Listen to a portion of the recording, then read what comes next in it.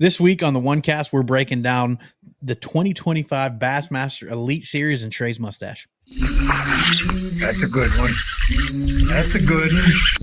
Oh, God, it's a toad, son. It's a toad, dude. Let's go. I wake up to a little bit of drool on my pillow, feel like it's gonna be a bad day. What's going on, folks? Welcome back to the One Cast, episode 108. Ben, Pete, and Don Juan in the studio, coming at you live, recorded live. Trey is he's on the process of his retirement, and he's probably for 20 years he's not been able to do it. So he's playing around with some facial hair. I know I'm talking smack, but I actually really like. I think it's fitting. You look like a good Michigander. That's a good Michigander. Yeah, I mean, it's a Seth. It's a it is. Yeah, for sure. You know, I feel like I need to throw the pickle suit back on, throw the aviators on, and just, you know, I like it.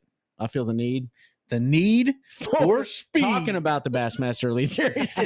But before we do that, head on over to onecastfishing.com. Use the code the OneCast, all one word at checkout, and save money on those snagless jigs, weedless nets, soft plastics, the apparel, all the things that you need to get your 2025 fishing season started. And I'm here to tell you right now, you're going to want to get your hands on the Nighthawks, please. And Ben has something pretty awesome that's going to be dropping in the online store here soon. It's a different color. You're talking about the new colors. Yeah. So new colors, yeah. Hopefully by the time this dropped, we got some up. But if not, it should be the next week. We'll have two new colors up in the Nighthawk to diversify your Nighthawk flipping. That's right. Swim jigging, buzz baiting, everything. Exactly. Let's head on over there. Super versatile. Also, when you're online, head on over to CarolinaWatersNC.com. Use the code the OneCast, all one word at checkout. Nobody's repping Carolina Waters right now because it's raining and we don't want to get our gear all wet. But if we were wanting to get our gear wet in the summertime, you're going to want those shirts because, man, those dry out really quickly. They got great UPF shirts. They got the buffs. They got the gloves. They got the hats. Everything that you need to stay protected from the UV rays. And they got that buck stopper shirt. Don't forget about that. Hunting season's actually not too far away for some people, you know what I mean? So head on over there, CarolinaWatersNC.com. Where else do I need to go, gents? Yeah, Got him. But you want to get first? Go ahead. Yeah, I mean, I'll do it. Let's go for it. So make sure you go on your phone, App Store, Play Store, whatever type of phone you have. Go download the Deep Dive app. If you haven't already done that, take advantage of the free trial. But if not, you really want to go and subscribe for the year because it's got a lot of tools out there to improve your fishing game. Trey was talking about it on our last podcast. He was out of Jordan Lake last week. He didn't have a lot of bites during the day. He pulled up the Deep Dive app and said, you need to go to this creek. And he went to this creek, and he put 3 in the boat right away. So a lot of great features on there. It's got your weather, your stream flow, your current, barometric pressure, all that good stuff. And it also breaks down, the best places to fish and ideal baits based upon all the data they have. So make sure you go check it out. Use that to plan your fishing trips, or if you get stumped out in the water, it's a great tool to use. Just put a few more in the boat. That's right. Yeah. From there, you can use the link in the description. Head over to Hobie Hour. Just click on Hobie Hour in the link. It'll take you right there. That'll get you our discount. Grab the Hall floats, which you can see Trey throwing a pair on right there. 100% upcycled kayak frame, biotechnical lens. I don't know the technical term for it. Go back and listen to our episode with Dylan and Steven from Hobie Hour where they talk all about it. But 100% upcycled kayak, plastic in the frame. They got a upcycled bag. It also comes with a 100% upcycled hard carrying case. Retail like $109 or something like that. You're going to pay way less than that if you use our link. So grab some of those. If nothing else, even if you wear other glasses and you swear by them, go grab a pair in the Sightmaster Pluses. It's going to make all the difference in the world if you are fishing in low light conditions. And then, if you're thinking about buying property or a home in central North Carolina, make sure you hit up our buddy Terry Carpenter, licensed NC Realtor at Caldwell Banker, Howard Perry in Walston. Terry is there full time for all of your real estate needs, buy, sell, hunt. We need him to go look at houses for you. PCS season's coming quick. So our military folks, if you're coming to Fort Bragg, which it is now again, if you're going to be coming over to Fort Bragg, getting PCS here, hit Terry up. He's familiar with the neighborhoods. I live down in a lot of the neighborhoods that those military families live in. And he's somebody you can trust to take a look at a house, and he'll let you know straight up whether it's worth pursuing or not. You can get a hold of Terry at 919-475-5002 or carpentert@hpw.com. Not only talking about you live in the neighborhoods down a lot of military folks, every single street in your neighborhood is military themed. It is Bunker I Buster. I wasn't going to name him to give him away because yeah, well, That's all right. it's fine. I mean, you guys can pretty much figure out like Fort Bragg. The areas around obviously are military saturated, but they did do a great job. Jumpmaster Drive and Abrams and Apache and you name it. I think they had Strike Eagle, or maybe is that one of them? Strike Eagle. Yeah. Yep. But the cool thing about that, like, there's a lot of military history. There's so much history in some of these names. Obviously, not. Well, yeah, the neighborhood right beside mine is Omaha, Point du Hoc, like all the D-Day landing, 100%. beaches. So cool stuff. Yeah, man. It's safe because everybody's in the military. So we're well it's either safe or something else. Prepared. But the good thing is we're far enough away that we're That's not. We're true. not. That's the true. G4 Mafia isn't the one living out there wreaking havoc on the weekend. we're about to break down the Bassmaster 2025 schedule, and you talked about Terry and buying property if you're in the central North Carolina area. And when we go over this schedule, there's a spot on here that might bring some major attraction to North Carolina, and we're going to get there. But before we do, what do we got for news in the industry right now? So right now, as we're recording, or actually tomorrow, the day after we're recording here. So the tournaments would be over, but the Bassmaster Open at Sam Rayburn will be wrapped up. So that's their second Open. Remember the first one, they canceled a day because of all that weather down there. I think they were on Lanier. And then BPT is at the Harris Chain actually this week. So it'll be interesting. I'm looking forward to at least catching some of the coverage on that one because hopefully once these plastics are ready to go, I can actually get down there and take my trip I've been talking about for months. Yeah. And MLF just wrapped up their first stage two weeks ago. We haven't talked about that yet. So Justin Cooper won that one. Congrats to Justin. That was Conroe, right? Conroe, yeah. Yeah, that was Conroe, yeah. The stage 2 is starting right now. I mean, super cold. Texas cold front. Those fish were not acting right. They still out there and caught a bunch. Jacob Wheeler's in the top 5 for AOY, shockingly. But there are some new names up there, which is cool. But it was a different kind of derby with the only one period of forward facing. Most of those guys found a really good forward facing bite first period, and they went out there and caught most of their weight. And then there was a lot of criticism because they didn't catch a lot of fish after that. But if you go back and watch it, a lot of them dudes weren't really fishing after that. They were looking for schools of fish that they could go out and smash the next morning using. That was like the one discrepancy. You go through all the comments on social media. I think some like 70 to 80. I think it was either 68 to 80%. I forget the actual number, but somewhere in there, all the bass were caught by the anglers when they were using forward-facing sonar. But I think a lot of the bigger fish actually came when they weren't. So, but that could just be a function of that lake. Most of those guys were using it during period 1. Maybe that's because in practice they figured out that was the best bite window. So, I mean, we're not going to know anything till the season's over. Yeah. And if you went back and looked, and Dustin Connell talked about it, like I didn't fish after the first period. He was like, I knew I could catch 60 pounds in the first period, so I went and found other schools of fish that I could go fish forward facing the rest of the tournament. So that's the strategy, right? If you know you can go catch 60, 70, 80 pounds. Didn't somebody catch like 80 in the first pound or 75 or something? They did. If you know you can do that, do it. Why go grind the rest of the day? Right. Catch 75, go look at other schools and mark them and say, okay, well, I can come back here when I can use forward facing. Yeah. Look, it's not going away in the big those two big series. Okay, you just have to understand. We'll get in Bassmaster second. You're absolutely right. It's all the strategy. I think the strategy would be very different if it was 2 years ago when they implemented this, when it was 5 fish. Agreed. That, and I also think it would be very different if it wasn't post cold front Texas pre-spawn when the fish weren't biting great.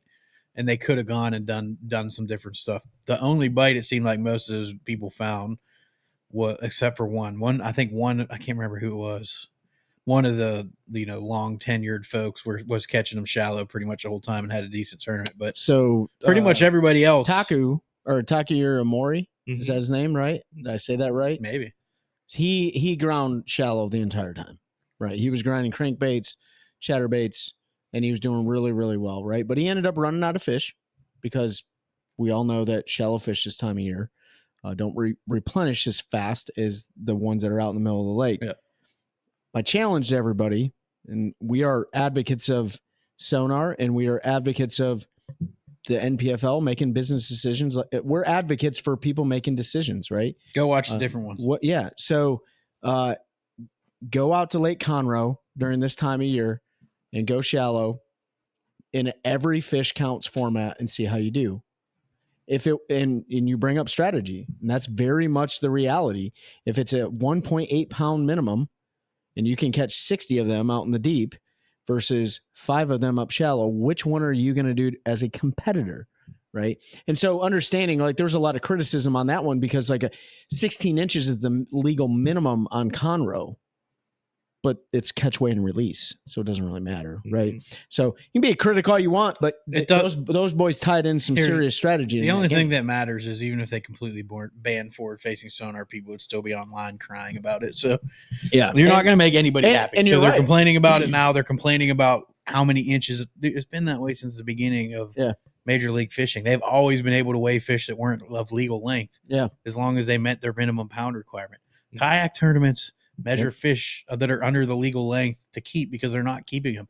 Yeah. If you're not keeping the fish, the length doesn't matter. Right. Exactly. I mean, you're putting them back. So, but I think it's really cool to see what those guys are doing. Yeah. Using that one period without to dial in their strategy. And that's really cool. It gives you something different to watch. I'm really hoping we'll really, I think, get to see it better in Florida where things are a little bit more normal. They haven't had, Harris Shane hasn't had as bad of the cold fronts. No, we're about to talk at the, but we're about to talk about it. We're going to transition talking about Florida and talk about the weather a little bit, but it'll be interesting to see the rest of the year how that forward-facing sonar one period rule plays out. Mm-hmm. This is just the first event, so a small sample size, so we'll see through the year. But the Bassmaster, the elites. Can I say something real quick? Go ahead. I want to say good luck to our good buddy Mike Corbishley, who's getting ready to fish his first BASS Open at Sam Rayburn. He didn't fish. He's fished them before, but I know he didn't fish one. He's that's right. He's only fishing the. He's only fishing that division. Yeah. So his first derby kicks off. Good luck to you, brother. Great friend of the show, good friend of ours. Toyota Series kicks off as you guys are listening to this tomorrow on Lake Okeechobee. Good luck to Mike Johns and all of our friends fishing the Toyota Series. And over to Bass. Yeah, so I just want to say good luck to those guys before we get too deep in this. I was going to make that transition saying, well, now let's talk about the organization that has kept forward-facing. The Bassmaster Elites. The Bassmaster Elites. They limited transducers to one. Yeah. Had to be on the trolling motor. Yeah, so there's really no change there. We already talked about that. But they can use forward-facing the entire time. Yep. But we're going to break down the schedule here for 2025. Some places they've been to before. A couple places they have not, or it's been a really long time. But that first event kicks off in February. Today. Right now. It kicked off today. Yeah. Right now. They're going back again. They didn't last year, but they're going back to a stop that they usually start the year off a lot of times. That's the St. Johns River. Yep. Down there in Florida. So should be a great event. We talk about the weather. I know most of the Southeast, New Orleans got all that snow and we got snow and it's been a lot colder here. It's cold here now, but Florida has not got all that cold weather like we have.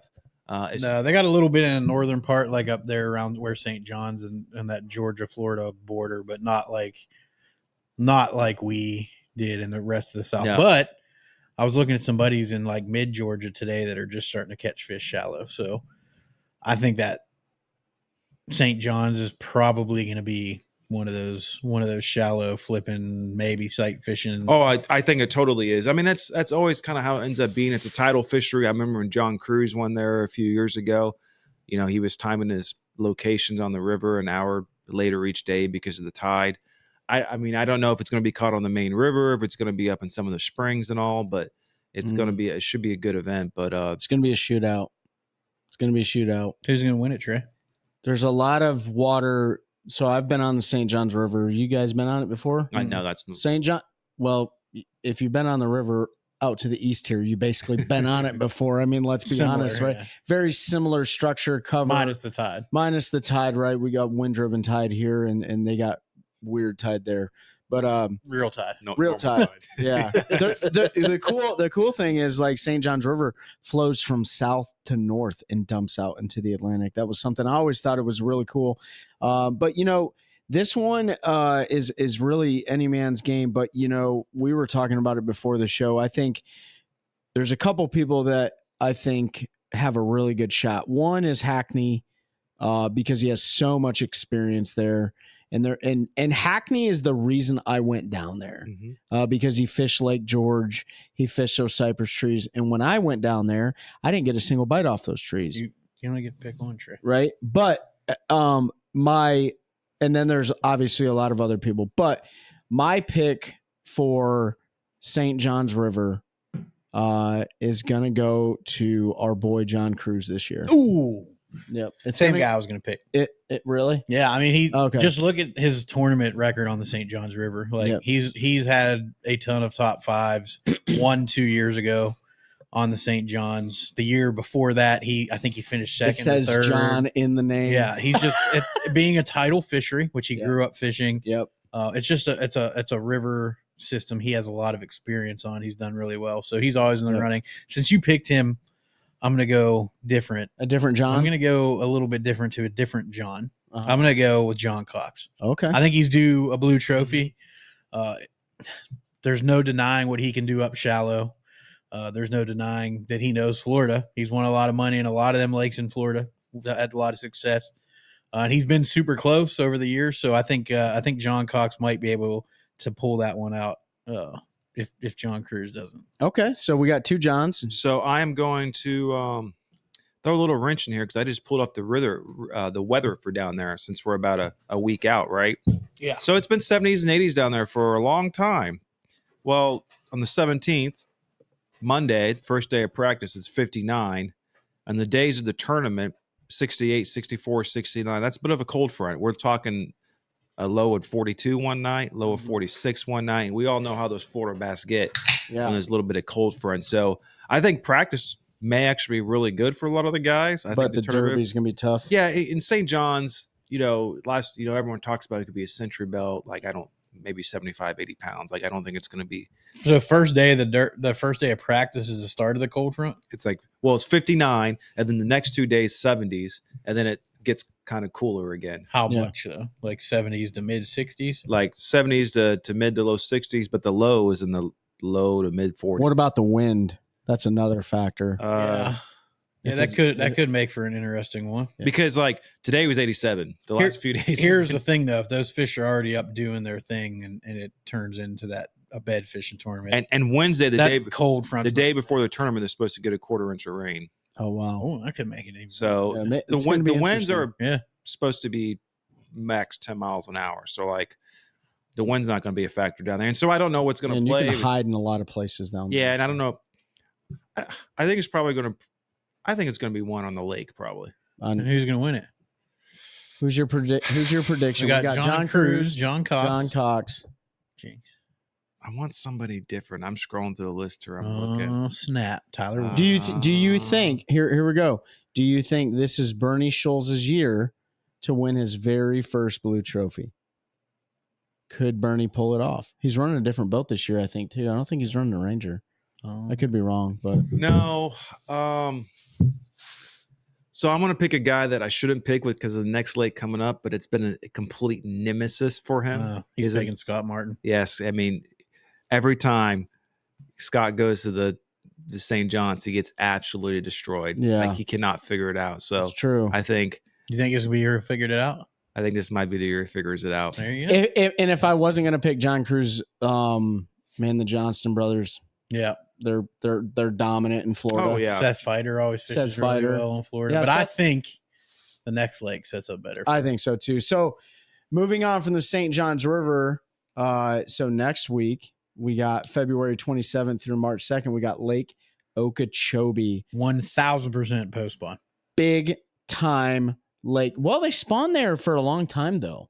From what I understand. So they do. I mean, they'll spawn from like October through March and April. But the biggest wave is going to be definitely over. The biggest wave's done because it's been so warm down there. And even like every year is different, but when I was down there 8 years ago fishing mid-February, Yeah. and the dates are 27 to 2 March, so a couple weeks later, like Mhm. there were barely any spawners left because it's so warm. Yeah. The big push is done, I think. So a lot of post spawn stuff. What's different about Lake Okeechobee recently? From my understanding, that lake is still high. Is that accurate?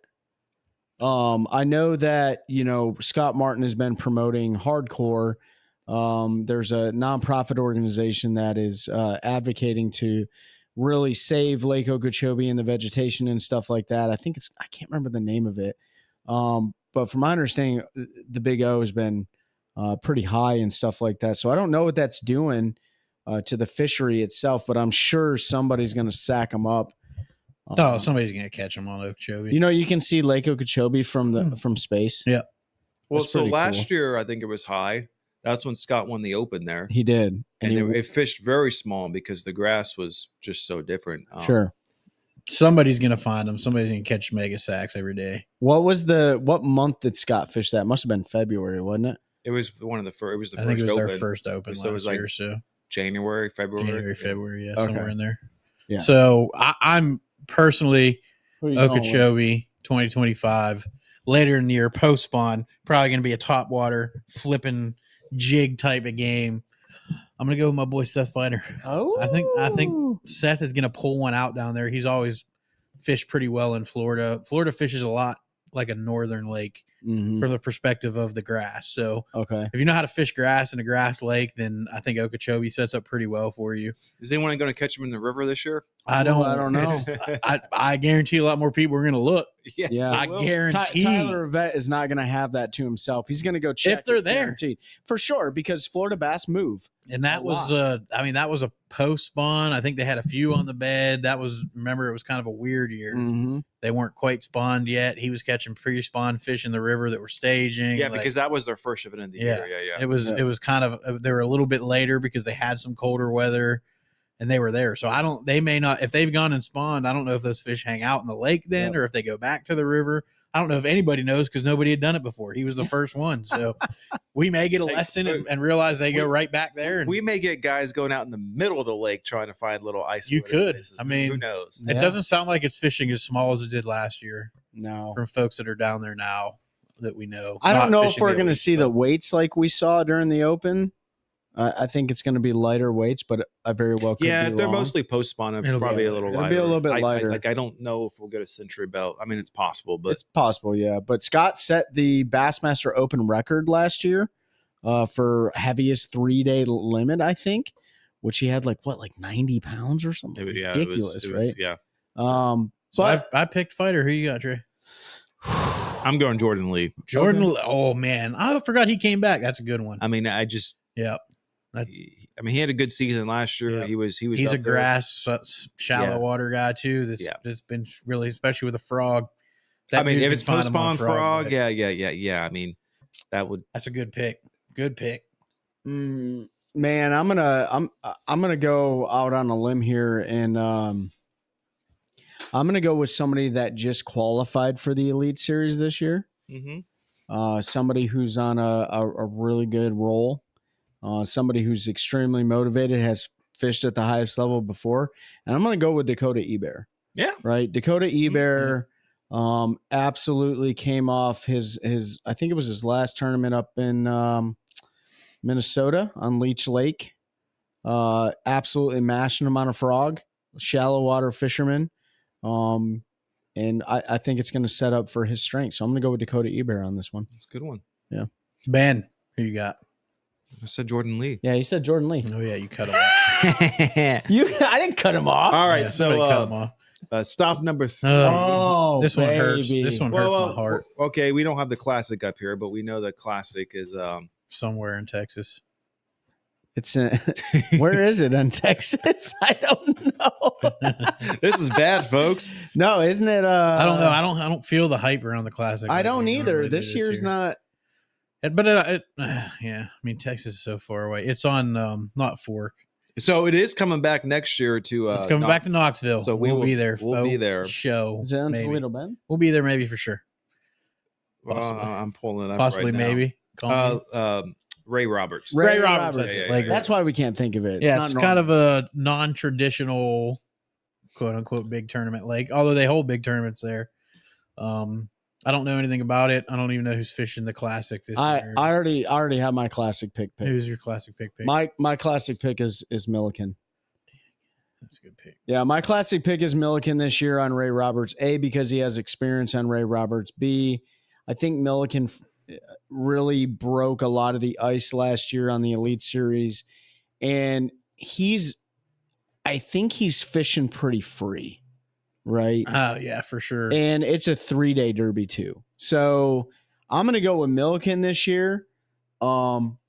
Because I honestly don't know how long Milliken's going to continue fishing the Elite Series. I don't either. He's but a guy. I think, but he does a good job at leaving people in suspense too. So Ray Roberts, Texas, that's going to be following the Okeechobee event, right? Yeah, it's in March. Yeah, Before the awesome event that we're going to talk about here in a minute. I'm gonna go with Patrick Walters just because. Okay, P-dubs. He needs to. It's a good pick. He needs to get a classic, and I mean he's always going to perform well. It seems like no matter where he goes.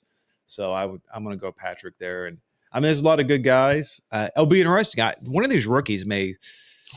Oh well, the rookies last year. Yeah, they're all like going to be in contention. I mean, Rob G, man, that guy's absolutely a hammer. Cooper Gallant, that wasn't his rookie year last year. But I mean, dude, that's a hard one to pick. Even John Cox is in there, Shryak.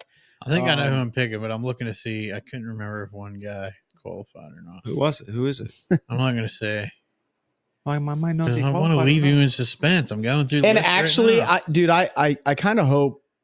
Man, there's so many dudes. I mean, I also want to hammers. talk. There's always hammers a qualifier of the classic, but there's like extra hammers this year.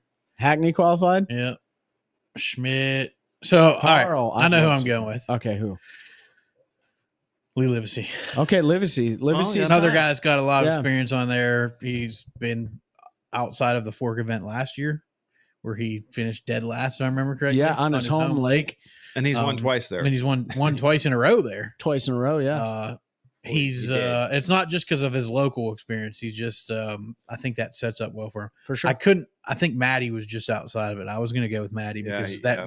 post spawn down there, big bait, something he likes Because to do. he moved down there in that And- area, right? Well, he bought some property. I don't think he's living there, but he did buy a house that he was remodeling. I'm not sure if he's living there or not. We talked briefly about it, but I'm supposed to schedule to get him back on the show, and I failed. So, but yeah, I was gonna pick Maddie just because of the time of year, and I couldn't remember. I think he was just below the cut line. I got Maddie for something else. But yeah, so I think Lee Livesey, home state, place he's got experience, post spawn, like it sets up to do a lot of stuff he likes to do. Either way, it's going to be a good one. I can't believe we couldn't remember it was Ray Roberts. But then I can't remember Ray Roberts Event- just because it's Ray event Roberts. number 3. Event number This 3. one breaks my heart a little bit. This one is because awesome. This is going to ruin. It's 1,000% going to ruin one of my favorite places. In the Well, world. No. Oh yeah. So the reason why I don't say that is, yes, you'll get more pressure, more people come, but it's out in the booth. You can't. Doesn't There's matter. nowhere. There's no place to stay. There is where they're going. Well, let them go there then. It's not that far from the rest of the good stuff though, and they're going to show it all. It's all going to get. And once a exposed. bunch of people start tearing off their lower units, the word will get out, and they'll stay away. So where are they going? That's going to break your heart, Pete. the Pasquotank River, Pasquotank River, Right here in North Carolina. Yeah, you're going to see a Century Belt, Albemarle Sound, Pasquotank River. The entire system, as far as I understand, is in play. You're going to see at least one Century And Belt. it's April 10th through 13th. So that is you, Pete. You fish the river way more than us. Obviously, April here is like on all their lakes right around here. That's prime spawn usually. Mhm. Are the rivers prime spawn? Or are they a little bit later? They're usually a little bit earlier, but with this cold we've had, they're going to be probably right on track with what we have here for the lakes. They're just starting to warm up a little bit now. There's a little bit warmer over there. They actually had colder weather than we did when they got all the snow and Oh yeah, everything. well they got more. Yeah, the way it came, Closer they to got more Virginia snow, border. yeah. Water temperature dropped significantly lower than it has in the past few years. So they're going to be delayed a little bit. They're normally like mid and March, first week of April, right, get that big push. I think they're going to smack it right in the mouth. And even if they miss it by a week, they're still going to see a century belt because And- there's giants. And as you were talking, a lot of the, even if they're on beds and stuff, a lot of it you can't really see. Mm-mm. You A can't. lot of blind. Now there is some clear water and some. There's some spots. clear water. I want to. Well, if it's public information, nobody get in trouble, even though they're friends of ours. But like, there's certain parts of the Alligator River where it gets clear, where you can see. When it goes through all that swamp and marsh kind of stuff, and Yeah, just some different areas. Yeah. There's some famous areas. I'm not going to put it all out there. Figure it out, but there's some areas where it is clear and you can see in pretty deep water. Now there's so many cypress trees and knuckles, and they can get down inside of cypress trees. And even in those areas where you can see, a lot of times you can't see those fish because they'll spawn in a knot hole in a cypress stump in 6 foot of water where nothing is sticking out. You just would have to get lucky and see them poke their head out of the hole. and that's the thing. Like like in Florida, you'll see guys use live scope like bed fishing, but it's flat and it's grass. Like I don't know. it's going to be a lot harder if they're on beds and I mean, cypress trees. It'd be a lot harder. You'll to see mile-long stretches of 4 and 5 inch cypress knees that is just a mile of them. Forward facing is not going to do a great job looking through that. Add to that, some of the rivers get grass on top of the cypress trees and logs and stumps, and it's a nasty area. A lot of mudfish too. Nasty area. There are a lot of bowfin, mudfish, chupacabras. Sorry, Rick. So, but so you think it's going to be a bed flipping? I think it's going to be a shallow water jig. flipping bait frog. There's some other top water baits that work really well. Not a popar because it's too nasty. You would lose 7 gajillion of them things if you try to throw them down there. I promise you. There's certain types of popars. Shut your mouth, Trey. Yeah. So because I'm just going to go first, even though I did in the last one. I think we might see Hackney raise another blue trophy in this one. He is probably the best ever and still the best at blind fishing beds around cypress trees. It's what he's done his whole life. He's made a living doing it. He understands the feel. I remember watching him in an event last year, the year before. He was talking about that. He's like, all these fish I'm catching are on the bed, even though I can't see them. And he knew they were on the bed just because of the way they were. And it's a different skill. Like there's a lot of great sight fishermen like Drew Cook on series, right? But they're sight fishermen more than blind fishing beds. So you're blind fishing beds, whole different thing. Yeah, I mean Hackney's a great choice. What you got, Trey? I was going to ask you first, since you. Well, so I was going to get a little bit off. I want to go with one of the young guys who's a great jig fisherman. I think that's all he throws is fish. You know who I'm Tyler talking? Williams. Yeah. Mm-hmm. Yeah. Good pick. I don't know how good he is in dirty water growing up north. Probably a lot of clear water, but he can definitely catch him on a jig. He's definitely really good. He's definitely really good with a jig. I mean, obviously, he pairs his forward facing sonar technology with fishing jigs over structure and stuff like that. But these guys have gotten really good with putting their scope in perspective mode too. Yeah. Or scout mode or whatever you want to call it. I'm curious to see how that plays out. For me, I'm going to go OG on this one. Mm-hmm. And you would think I would pick Randy Howell because he just legend back in and he's from that area, but I'm not. But I am going to pick Jason Christie, right? He's really good at throwing a jig, throwing a spinner bait. They crush a spinner bait down there. No, they don't. Throwing top water. They never get a spinner bait. So I'm going to go with Christie on this one, just because I think he's ready to kick some people's teeth in, right? I'm surprised no one said Cox. I mean, this is like, Cox is definitely going to be. It's right up his alley, and if I didn't pick him for the first event, I probably would have picked him. Yeah. And John, listen, if you're listening to this, bud, they'll eat a wacky worm, but be careful with that thing because there's a lot of shit to wrap themselves around. They're on 65-pound weight with no leader would be my. And then if I was gonna, if we give out the juice, it's okay. It's now public information because we're a public podcast. And you know what, Caleb Summerall, I know you're from Louisiana, man, and I know you're due for a blue trophy. You're a Bass Nation champion. If Christie doesn't win, I hope you win, bud. But I'm picking Christie for this one. All right. It's a good pick. Yeah. So after coming to our local waters, almost, a couple hours east, they're going a little more low. Couple hours south. Yeah, they're going semi-local once again. There we go.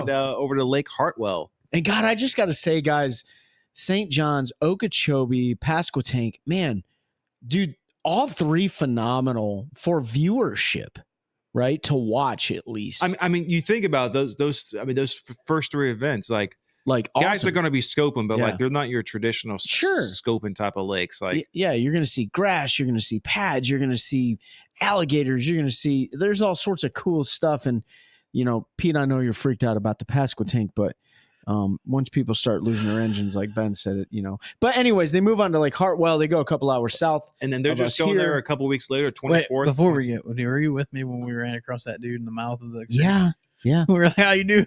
How you doing today? Oh, not too bad. River got me. River today. got me today, and we rolled by and we look, his whole lower unit Whole was lower gone. unit gone, dude. He had the motor Whole trimmed lower up, unit whole gone. lower unit was gone. Yeah, He's like, he- there's a new log right out, and I went, donk, and I hit it right. Yeah. Said We're it. like, oh, there it is. There it is. Yeah. So, So- boys definitely got to be careful on Yeah. that. Mhm. So. They do.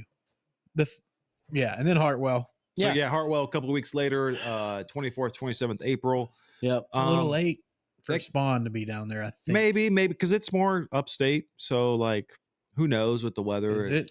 Yeah. I thought Hartwell was on the South Carolina. Oh, no, it's not on North Carolina. No, that's It's, linear. yeah. So it's up It's there not on on the the. Georgia South Carolina border. It's up towards Anderson. Duh. Yeah. Yep. Okay. Well, I think it is close to the border. It's just that northwest Not portion. as close as Lanier. No, Yeah, not yeah, as yeah, close yeah, as yeah, Lanier. yeah. Yeah. So they're. Oh man, I think it'll be winding down. They may still have some on the. So I think that one's going to be a Is it in line with Murray? Is Murray further south? Murray's a little farther south. Murray's. Yeah, Murray's towards And Columbia. it's a little higher elevation. So I think it could. It just Yeah. depends on how the weather ends up. Like it could be. Yeah. We don't know because our weather And- right now, we may and, never have. I mean, a there's spot a again. mixed bag there, so the spots will probably be done. Yeah. But to me, I mean, we know Hartwell. It's Yeah. a spot lake. It's definitely more scoping. A lot of times we see guys fishing brush Mhm. piles. So like, I'm going to pick somebody like Cody Huff to Yep. go out there and That's a who's good just one. very skilled at forward facing and Yep. chasing those type of fish. And I think that kind of sets up well for him, even though it's kind of earlier in the year.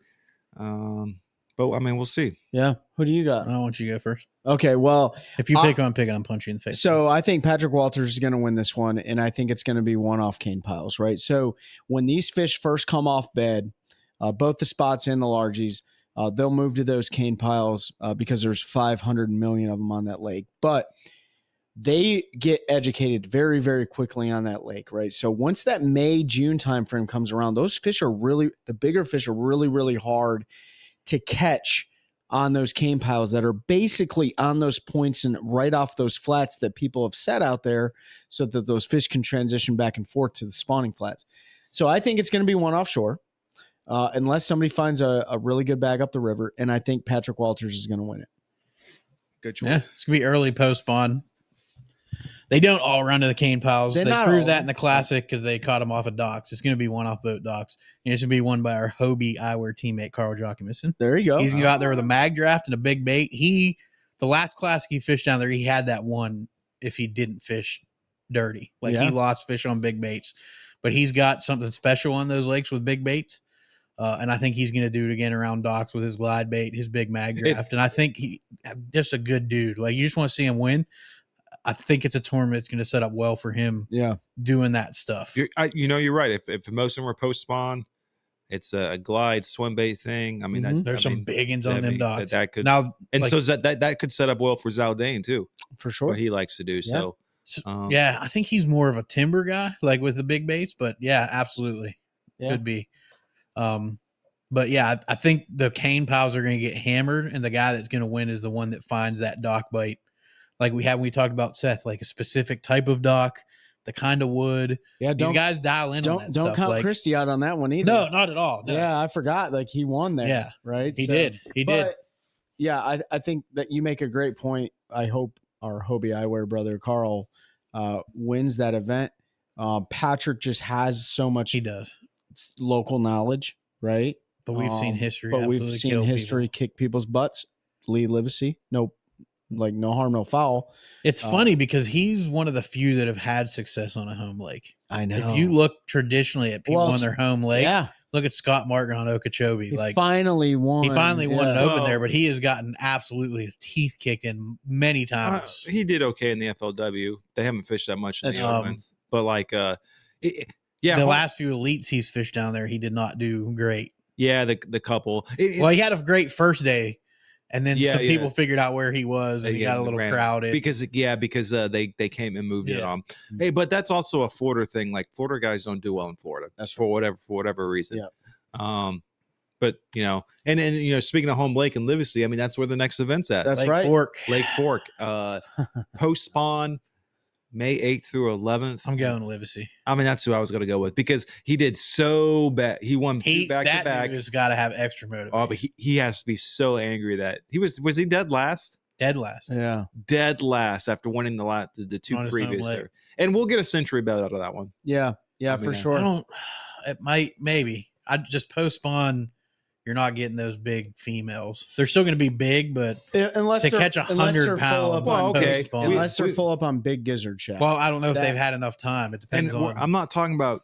I mean, pre-spawn or spawn, you might see 140 pounds there, but I think we'll see like 102 ounces. 100, 101 pounds. I could see that. Over I just think it's going to be a lot tough. Wasn't there 2 century belts last time? Because that's 25 pounds. Or no, the time before, G-Man had a century belt and finished second to Livesey with a century belt. Mm-hmm. And then last year, I don't remember. Were they there last year or the year before? Yeah, last year. I think there was one. But all right, I'll let you take Livesey. I am going to take. I'm going to take one. And a lot of people are going to like this. A lot of people are not going to like this. But I am actually going to go with Gerald Swindle. I think he's finally going to get a blue trophy. He's been super close on Lake Fork a bunch of times. And when they set up post spawn, he has caught a lot of fish post spawn on that lake in tournaments, thrown a Carolina rig, a big worm. I think there's definitely a chance if he finds the right pocket of fish, because they get sort of stacked up, schooled up on little humps and stuff. You get all that timber and stuff out there. Yeah, the timber. And to be honest, I think this event sets up well for any of those rookies we had last year. It does. I also think anybody likes to throw big baits, but McKinney, I've already picked one of them. Zaldane. I like Zaldane, Milliken. I think that's going to be a slugfest. Milliken's a good one for that. Just sort of comes down to who can do it for 4 days or 3 days. I'm sorry. Yeah. So who you got? Trey? So I'm gonna go with a rook. I'm going to go with a rookie on this one, and because I think they're going to spend their entire time offshore. Offshore's relative to that place, but I'm gonna go with a kid that has a lot of momentum. I'm going to go with Easton Fothergill on this one. The reason being is, big baits work really well on that lake, but so do small minnows. They work really, really well on that lake, and I think that kid is extremely dialed in with understanding bass behavior. And understanding the difference between what a bass and what other fish look like.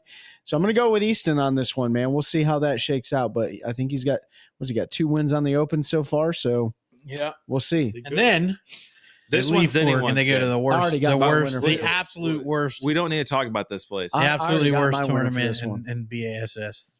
The absolute most miserable place. The shallow water grind fest, right? The Sabine River. The Sabine. Yeah, I mean, I remember when we first how mad talked people about got. it, people got so mad at you. The Sabine River. I say it on purpose, by the way, for all you people that get angry. I'm sure. I hate this event. I know. I get why to like the event, because it is anybody can win it. Like, it's a grinder. It's shallow throwing. And look, like, I do think there is something when it sets up right and you have guys running out in the Gulf, going over to Houston and up there, like making 100-mile runs, like that can be cool, but it's just usually the fishing's not that much better over there, so people don't do that run. I mean, people check it out in practice, but yeah. Oh man. I know. I already know who's gonna win it. Who? Go ahead, Trey. You get first. I'm gonna go with Brandon Polanek on this one. BMP, man, he had a tough season last year. And if there was anybody that was going to win with a big bait too, don't count Brandon Polanek out on any of these lakes. But, if it's not Brandon Polanek, it's Matty Wong. Matty Wong needs some redemption on that one, right? But I'm going to go with Polanek on the Sabine River this year. Are you going to Matty? Is that who you're going? That's who I was going to. Go ahead, because you yeah, I'm going to go with our boy Matty Wong. I mean, he's only fished it once his rookie year, and he was right there. Rookie year, because every other year they go to the Sabine. I think it sets up well for he likes him grinders. He's been on the show. It was Brock Mosley. Brock Mosley won it last time, and I think Matty was second or third behind him. He had a really good derby I think it sets up well to do what he likes to do. He grew up doing that sort of finessey, pressured water type stuff. Yeah, I think Maddie's gonna raise that blue trophy. Dang, I didn't know they went to the Mississippi River. It was cut off on the screen. Never mind. You don't that's get to too bad. change now. That's all right. No changes. I'm gonna go Logan Lutuso. Okay, Great. there I you just go. think a Louisiana boy. He's used to that shallow water. Yep.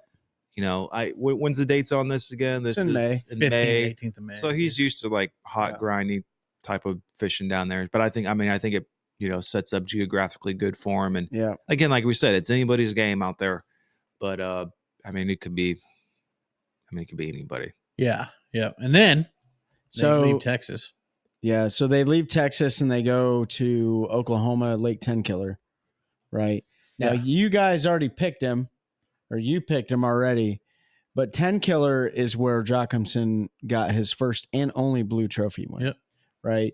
Had a lot of momentum, won it on a jig, offshore, found some special fish, and this is the lake they don't go to that often, but this is the one that I am picking Carl to be a repeat offender on 10 Killer. I think the last time the elites were here is when he won it, if I'm not mistaken. I could be completely wrong, but I think it was 2017. The Elite Series was here, and Jacobson won it. They may have came after, but I don't remember. I'm researching right now. All right, Pete's doing some research. So who you got, man, on 10 Killer? This is like I don't know too much about. Yeah. So I'm gonna go with one of the guys who is. It's in May or June, right? 2019 he won? Yeah. My bad. When's the date on it again? 2019. June? Oh, yeah, it's in June. So yeah. Post spawn, offshore bite. Yep. Hanging a minnow. I'm gonna go Trey McKinney. Oh, Yeah, going McKinney on this one. Okay. Or really like throw any of those guys in there, but That's probably true. Because it could be a grinder. Just Mhm. depends on how the weather sets up, how early they spawn out there. It's going to be an offshore bite for sure. Yeah.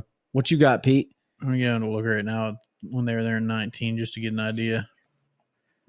Weights. The game has changed so much since 19. It has. Weights, those are stinky. The guys were barely using life scope back then. Carl was really relying heavily on his Hummingbird 360 to target the certain isolated either hard bottom or structure or whatever he was targeting. But, he was doing it with a jig and he was doing it well. But, yeah, you're right, Ben. Like, scoping has changed the game. So Did you pick McKinney? McKinney. Who'd you pick? I picked Jacobson. I got to give our Hobie Eyewear brothers some love. Yeah, no, it's a good pick. This is what I was going to pick, so it's cool. You already picked him. Nobody said we couldn't pick twice. I picked Livesey twice. You can't double pick. I double picked Livesey. I make the rules. Here we go. What do you got? Why are you making them up as we go? We should play Fantasy Bassmaster. I know. We should. I'm going Jason Christie. Okay, there Home you go. state. Yeah. All right. Probably has some experience there. No, I'm not going Jason Christie. I'm going Taku Ito. Okay, Taku. He can go out there and scope him up a bag. Takumi Ito. Takuma. Taku time, baby. There you go. Go out there, schwack them, and then head north to Lake St. Clair for their only true smallmouth lake It of really the year. is. Yeah. Mississippi River, they'll catch some on, but Yep. Lake St. Clair, man, it's full 4-pounders, extra full 3-pounders. You got to find the 5s. Last time they were there, our boy won. Joey Cifuentes won his rookie year. That was his second win of the year. Mm-hmm. I'm gonna go Jay Shakira. Okay, Jay Shakira. He's got experience. Yeah. Catching century belt smallmouth. He does. St. Lawrence. He does. So He does. that's who I'm. Yeah. He does. It's gonna be a slugfest out there. It is. It's gonna be a phenomenal It's event. going to be. And they're going in August again later, so it's Mhm. not going to be a spawn event. It's actually nice. We're going away from the St. Lawrence this year, because I think they've been there like 2 or 3 years in a row, probably, or every other year recently. Yeah. So this will, it'll be a great, amazing event. But yeah, I got to go Jay just because, he figured the smallmouth out. Okay. Who you got, Trey? I'm going to go with our buddy here. He got his first Elite Series victory last year on the St. Johns River. And didn't he get a second victory in the same year? Yeah. Yeah. Corey? Yeah, Corey. Yep. So I'm gonna go with Corey on this one just because he's a smallmouth like him and his. It's hard to say him and Chris, but I'm gonna go with Corey on this one because I think what's gonna happen is those rookies are gonna come in this year. They're gonna beat the crap out of a lot of the guys, and I think the OGs like Corey and Chris and the rest of them are gonna get pissed off. And I think by this time they're gonna go out there and wax them. So I'm gonna go with Corey Johnson to win on St. Clair this year. That's a good choice. Yeah. I'm going with a guy who got his teeth kicked in every smallmouth event last year in his rookie year, and he spent the entire offseason catching smallmouth. Ben Milliken. Okay. He's going to go out there. He's got, I think, something to prove because everybody called him a straight scoper, and he did not do great. Fouts. I was also thinking Bob Downey. Yeah, Bob Downey too, man. He's sort of a local. Yeah. It was between Bob and Ben, but I think Ben's going to have some motivation to go out there and prove he can catch smallmouth because he did not do. Those were the worst tournaments he had last year. Yeah. Smallmouth events. He struggled, and then he spent the off season chasing smallmouth on big lakes because he wasn't going to let it happen again. Okay. So I think guys put in the work, and I think he'll be rewarded for it. And again, you picked him for the classic. I think he's got motivation. Yeah. To win a classic and a blue trophy because who knows if he's going to keep going. Yeah. Because he's been one of the most honest people ever with how expensive it is. For sure. Do this. And he gets quite a bit of sponsor money. Mm-hmm. And if he's complaining about being expensive, imagine what it is for the guys that don't have those deals. So for sure. I'm going to go with Ben on that one. And then they're going to go just a little bit west. Well, they wrap up the season really. And wrap up the season. In a really cool place. They were here 2 years ago. Yeah, and the Opens were there last year. Mm-hmm. Yep, which is the Mississippi River, La Crosse, Wisconsin, right? Wisconsin. Yep. La Crosse, Wisconsin. La Crosse, Wisconsin. Every time I think of La Crosse, Wisconsin, I think of Tom Mansour, who makes his own jigs. He's an OG FLW guy. Man, love him. He's a cool dude. I've only talked to him on Facebook. They did a bass cave thing with Tom Mansour. But yeah, they're going up there. And actually, I think, didn't Fothergill win in La Crosse, Wisconsin, which allowed Jacobson to get into the classic because he double qualified. Yeah. Right? Yeah, but you can't pick him because you already picked him. No, I'm not going to pick him. I already got my pick for this one. And look, like this is usually a shallow water game up there. Yep. Frogging. Frogging. Usually is. I remember watching Scott's videos, and he was Carolina rigging in like 2 feet of water, catching largemouth and smallmouth, like in the same spot. Mm-hmm. So I mean, and I forget which lock they always run to. Was a lock? I think it's 8 or 9 or something. 8 or 9, yeah. Everyone goes to. So this is one of those that could be anyone's game too, just because the way it sets up. If I had to pick, who you going with? I had somebody, but I don't know. Who do you got? I got Brian Schmidt. I'm going with him. He won there before. He is very knowledgeable of that entire system. And I think when's the last time Brian won? Like 2022. Yeah, on the Mississippi River. So I'm gonna go. I got 2 repeat offenders this year, and that's Brian Schmidt. And who was my other repeat offender? What else did you pick Schmitty for? I didn't pick him for anything else. I got another repeat offender as an angler, but I can't remember who it was. Somebody who picked what? Oh, you had Jockinson on. Yeah, that's Singular. right. Trey's going to pee because he was a bladder of a 3-year-old or a 90-year-old, depending on which one you want to go with. Who you got, Ben? I don't know. There's a couple guys. There's a couple guys that could absolutely schwack them. I am going to go with. Can I pick one last name and cover 2 people? I think it's going to be one of the Johnson brothers. I just don't know which one. And so that's because the way they team up and break down water and share information. No, I agree. They were on my list.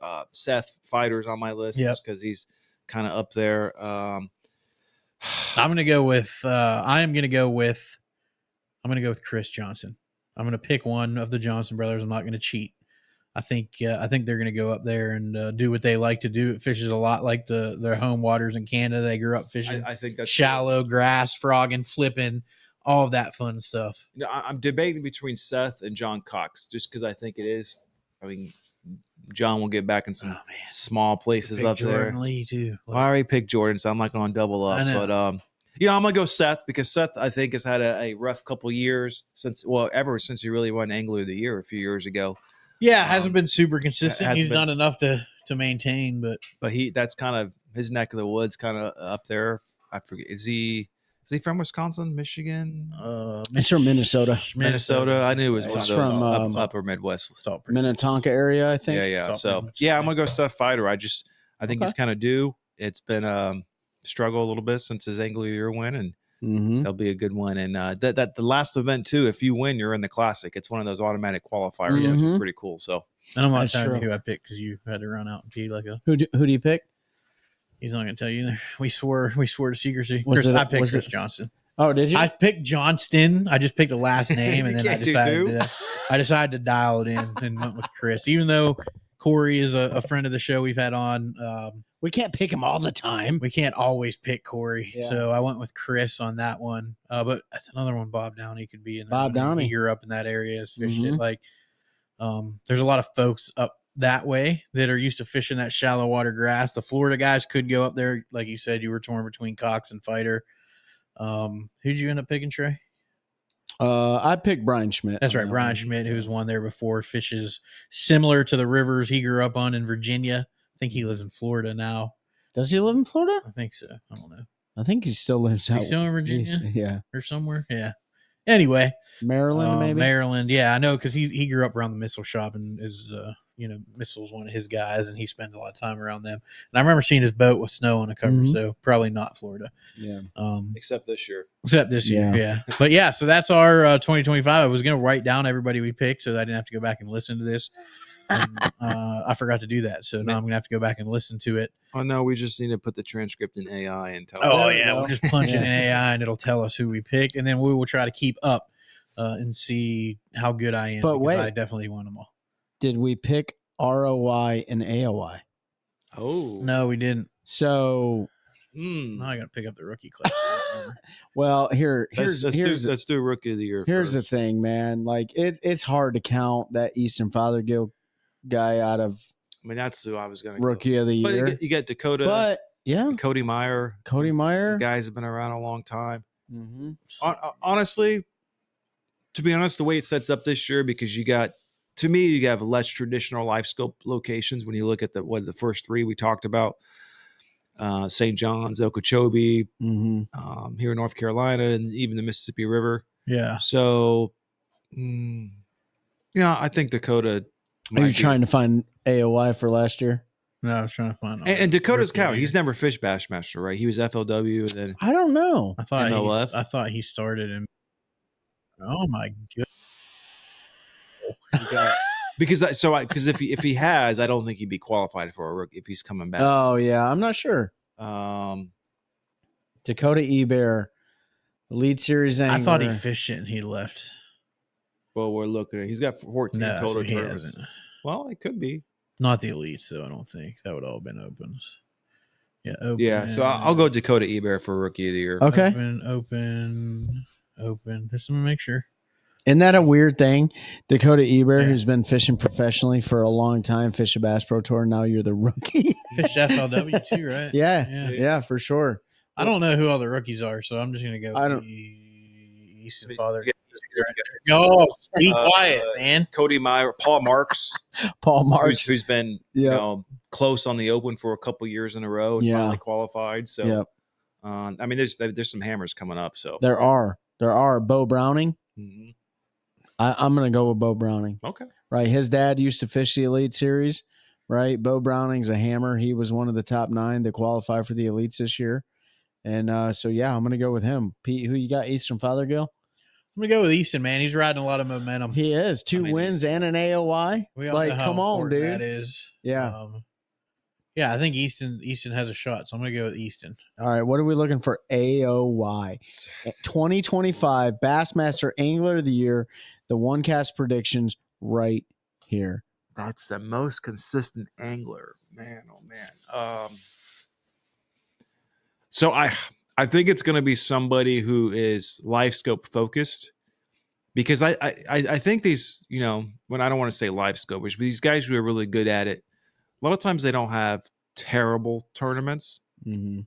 They may not win, they may not be top 20, but they're usually pretty consistent with their bite. Mhm. So someone who was close last year too, I'm gonna go Cody Huff.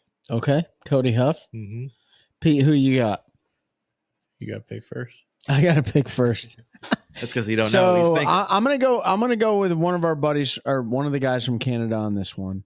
So he's not a rookie this year. He wasn't a rookie last year, but he had a really cool YouTube series called The Chase, right? And his name is Cooper Gallant, and he is a phenomenal angler. He has yet to have a win on the Elite Series, but he had a win at the Opens, I want to say. And he's I don't even know what he finished this year. What did he finish this year, Pete, or last year? Cooper Gallant, somewhere in maybe the teens or 20s or something. I'm not sure. 17. But he's just gotten better and better and better. And that's what I think is very important to recognize. Some of these guys, they'll kind of stay middle of the pack for a while. Maybe they'll have a good year. Maybe they'll have a bad year. But Coop seems to continue climbing. And so I think that'd be really cool to see him to hoist that. And I think that would be the second Canadian Angler of the Year because Chris obviously won it in 2024. Mm-hmm. And I think Coop is he's definitely well on his way to winning something like that. What you got, Pete? It's so hard. It's like a crapshoot. It is. I mean, there's no wrong answers, bro. Like, there's no You're not first, you're last. Ricky Bobby's winning. And if you were last, you might be first this year. I mean, it's just Yeah. crazy how it goes down. Yeah, I don't think we got to worry about that. Don't put too much thought in it. I mean, those guys are I'm just trying to think if a dude is going to ride a wave. Yeah. And I think he is Kyle Welcher. Okay. I think he's going to follow up an NPFL AOY with an Elite Series AOY. Second Elite Series AOY. Second Elite Series. Second Elite Series. He was 23, 22? He was 22s. Yeah. 23s. I think he was the 23s. Yeah. Yeah. So I think he's always been consistent. He had a little bit of a down year last year, but I think it was also some of that might have been his first year fishing 2 tours. yeah. So figuring that whole thing out. And he played with Scope a lot more too. He played with Scope a lot more last year because he's not, despite what everybody wants to say, one person wants to say, just because you have a flat brim hat doesn't mean you're a scoper and have daddy's money. Most people will know who I'm talking about. I mean, I think he's just he's riding a wave, right? Dude, like the dude's got momentum coming into this year. what he finished last year? Last year he struggled a little bit. I don't think he's even in the Classic this year. I don't think so. Go down to 50, 40. Hold on. It doesn't mean he finished that low. Yeah, he did. I know he did. You know for a fact? Yeah, he's 46, so he's not in the Classic. Yeah, so not in the Classic. So now he's going to want a little bit of redemption. Yeah, for sure. Yeah, I do. I think he's a guy. He was up there for a bunch of years, and then he fell down a little bit last year. But Listen, Kyle. If it's not Greg Hackney, Kyle Welcher can skip a jig, my friend. He can fish a jig.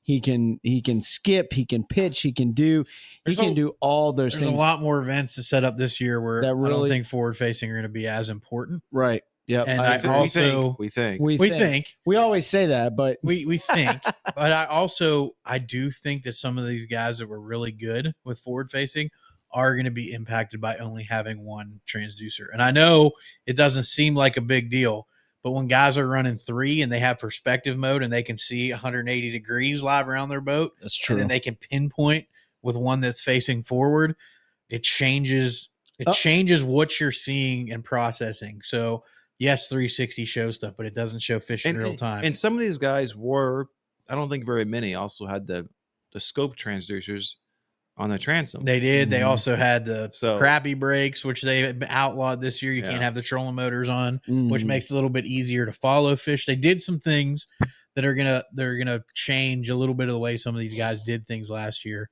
And also, like I said, the fisheries traditionally look to set up better to where those guys that aren't as good with it can compete a little bit more. Not that it's an excuse if you don't compete. You can't use a tool as a crutch, in my opinion. Yeah. But I think it's going to be a good year. I'm looking forward to it. Always am. Looking forward to the elites. again, they're a good organization. They've got, I don't think they've announced the changes to pay versus not pay. I know there's no entry fees, but they were working something with the anglers where there was going to be some. It's a side pot deal, basically. No. They came out with They increased payouts. They came out with a press release, But I thought that was tentative and it wasn't official. No, you can Google it. I think because it's because there was chill out, Tommy. There was a comment on YouTube I replied to, but I think what it is, if I remember looking up, anglers agreed to pay $10,000 for the year. Okay. So everyone's $2,000 event, right? Yeah. So basically $10,000 for the year, and that increased the payouts, and so that was all paid back to the anglers. So. Right. That's right. I remember seeing that now. Yeah. So, yeah, be a little bit different with. I think everybody's going to fish a little bit more free because there's not as much financial burden from an entry fee standpoint. That, of course, is assuming that sponsors allowed them to use that money for other expenses. Because I know people have it in their head that if a sponsor says they're going to give you $10,000, you can use that $10,000 for however you want. And that's there are stipulations. Sometimes they do say this is for your season, but a lot of times a company would earmark, here's $45,000. This is your entry fee. That's right. And that was what that money had to go to. So hard to say how that shifted. But I still think even if it's only $10,000 that a sponsor has to provide you, you're not as worried about chasing folks. So looking forward to what are you looking at? I'm just see the Bassmaster Classic returns in Knoxville for 2026. I know. And it's like, Gussie, like it'll be a good one. Are those bass, those smallies still going to be down there? Did they set dates? I don't know. I'm gonna pull it up real quick while we're talking mass. March 13th through 15th. So it starts. Oh my goodness. Tommy really wants you to join BASF. Tommy Sanders, everyone. So that's the one thing about the Bassmaster website. I forgot they autoplay the. That's my son's birthday though, March 13th. So that's pretty cool. Trey's not gonna be able to go. No. He's out. I'll actually be fishing the Pete Classic, and I will folks. be there. Oh yeah, you gonna go win an open this year? Yeah, it's too easy, dude. Too easy. All you need is forward facing flat brim hat and daddy's money. Are they gonna have an open on bugs? I got this. No problem. They got daddy's money. Yeah. Powell Kemp, watch out. Here I go. All right, y'all. Let us know your thoughts on 2025 Elite Series season. Who you think is going to be AOY, ROY? I'm actually probably going to ask that on Fishing Friday. Yeah. Which if you're listening to this now, you missed it. So that'd be a great thing to do for a giveaway. Maybe we'll talk about that later, folks. Oh, maybe we will. If someone gets it. That's right. Hey, also look out for some charity, or not raffles, but bidding type things that we're working on. So keep an eye out for that. We'll talk about more to come to help out one of the veteran organizations we work with. You guys got anything else? No, guys. No, y'all appreciate it all. Leave us a review, 5 stars if you please, 1 star if you don't. 5 stars Tell for us the mustache. why. 5 stars for Trey's mustache. And he will be giving out rides at the class next year. Help us continue to grow a culture of anglers, helping anglers one cast at a time. That's a good one. That's a good one. Oh God, it's a toad, son. It's a toad, dude. Let's go. I wake up to a little bit of drool on my pillow, feel like it's gonna be a bad day.